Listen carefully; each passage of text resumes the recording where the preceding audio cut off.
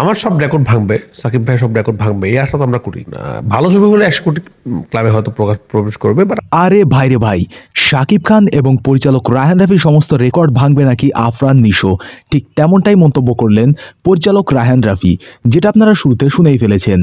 এতটা কনফিডেন্স রায়হান রাফি আফরান নিশোর উপর কেন সেটা আসলে আমরা জানি না, তবে আফরান নিশোর যে অভিনয় স্কিল অনেকটা ভালো এটা আমাদের সবাইকে মানতেই হবে। কিন্তু সে যে মেগাস্টার শাকিব খানের রেকর্ড ভাঙবে এটা আমি কোনো মতেই বিশ্বাস করতে পারছি না, কারণ শাকিব খান বাংলাদেশের one of the leading actor, যে মেগাস্টার, আর তার ধারে কাছে যাওয়ার মতো কোনো ফ্যান ফলোয়িং বা কোনো ক্রেজ অন্য কোনো হিরোর আরও দীর্ঘ আসন্ন সময় 50 বছর হবে বলে আমার মনে হয় না।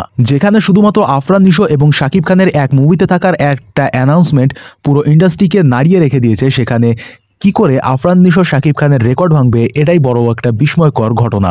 যেখানে ভক্তরা দুজনকে একসঙ্গে স্টেজে দেখতে চায় না, সেখানে শাকিব খানকে পেছনে ফেলে আফরান নিশোর সামনে এগিয়ে যাওয়াটা এটা অনেকটাই টাফ, বলবো না অসম্ভব, কারণ মেগাস্টার শাকিব খানকে কখনোই কোনো হিরো বা অ্যাক্টরের পেছনে পড়তে দেবে না সাকিবিয়ানরা। বাদবাকি আফরান নিশো শাকিবের রেকর্ড ভাঙার এই বিষয়টা আপনি কতটা কি যুক্তিযুক্ত মনে করেন অবশ্যই কমেন্টে জানিয়ে দেবেন। ভিডিওটা দেখার জন্য ধন্যবাদ।